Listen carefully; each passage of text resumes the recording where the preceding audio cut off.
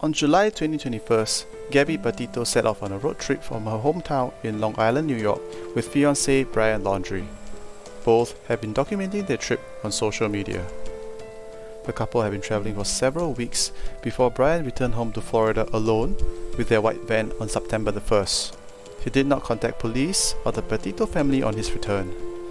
Weeks earlier, on August 12th, police in the southwest Utah town of Moab were called to a possible domestic violence incident involving the couple. One thing led to another, and Gabby's family reported her missing on September 11th. Hi everyone, today we'll be talking about the death of Gabby Petito. This case garnered a lot of media attention as Gabby was actively posting on her own social media leading up to her disappearance.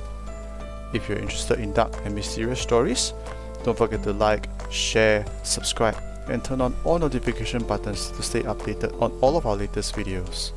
Let's continue. Gabby was born and raised in Blue Point, New York.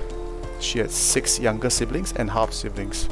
In 2017, she graduated from Bayport Blue Point High School in Bayport, New York, where she met Brian Laundrie. From September 2017 to January 2019, she lived in Carolina Beach, North Carolina, working as a hostess in the kitchen of a restaurant in nearby Wilmington. She applied to Cape Fear Community College but ultimately did not attend.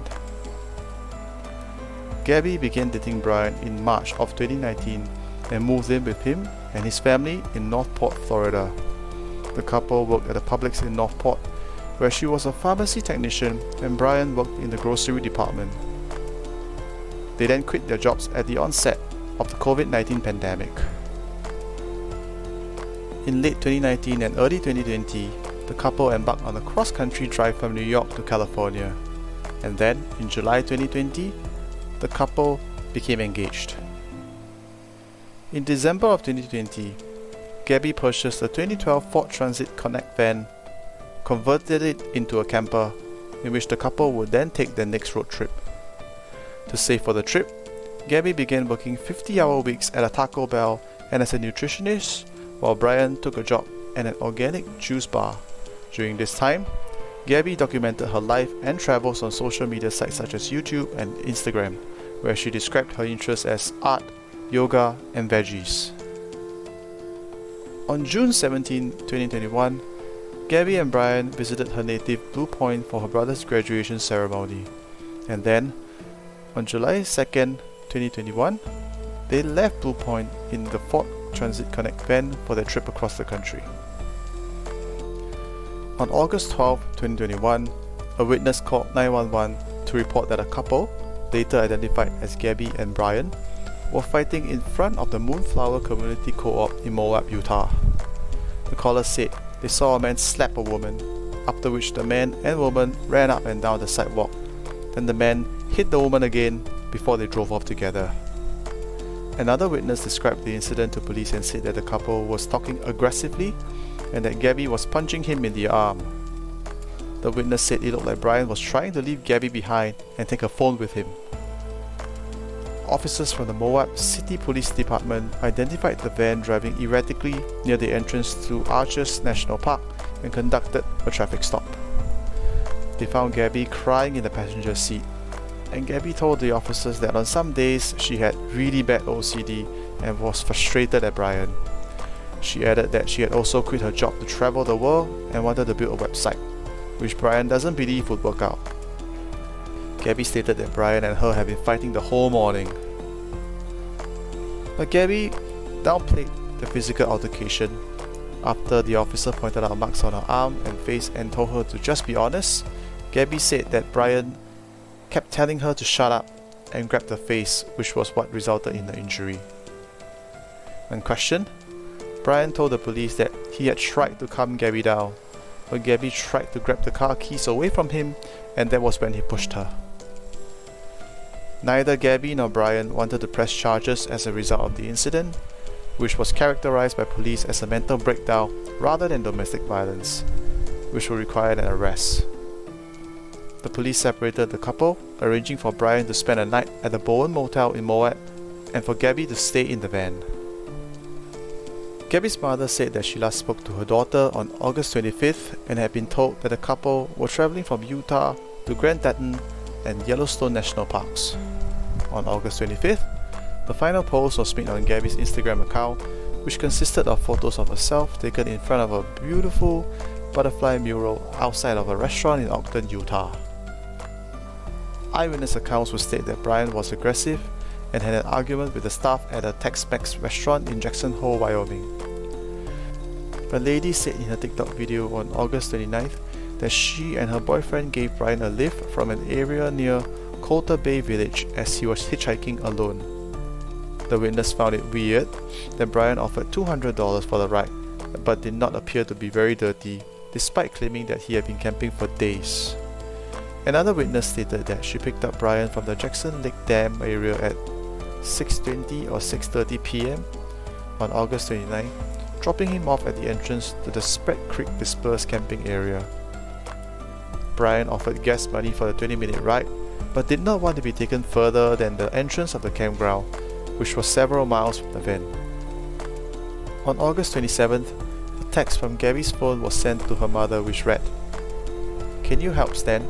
I just keep getting his voicemails and missed calls." The message raised concerns for Gabby's mother, who said that Stan was Gabby's grandfather and that she never referred to him by his first name. The last message, sent on August 30th, simply said, "No service in Yosemite." Her mother expressed uncertainty about who sent these messages. On September 1st, Brian returned home to his parents' Northport home in the Fort Transit Connect. On September 6th and 7th, Brian and his parents went camping at Fort DeSoto Park in Pinellas County. On September 11, 2021, after not hearing from Gabby since late August, her mother filed a missing person report. 4 days later, Brian was named a person of interest. His parents hired a lawyer, and based on his advice, Brian remained silent and refused to talk to anyone about the case. Police surveilled the Laundrie home and saw Brian leave on September 13.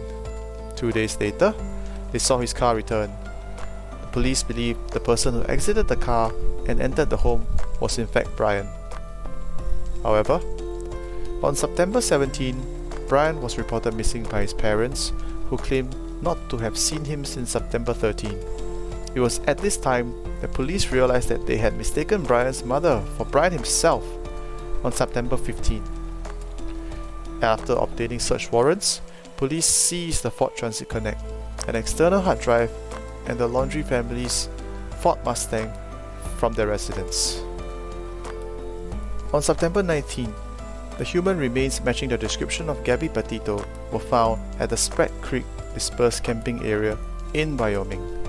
An autopsy determined that the manner of death was homicide by blunt force injuries to the head and neck with manual strangulation, which occurred 3 to 4 weeks before the body was found.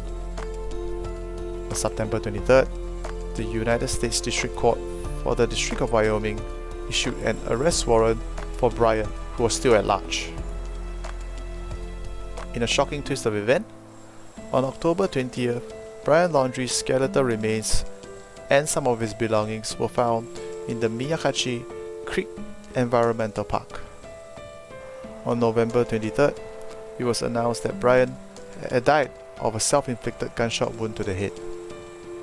Brian's notebook was found sometime after his death, and in June 2022, the Laundrie family lawyer released the full notebook entry in which Brian claims that he killed Gabby after she had fallen and injured herself.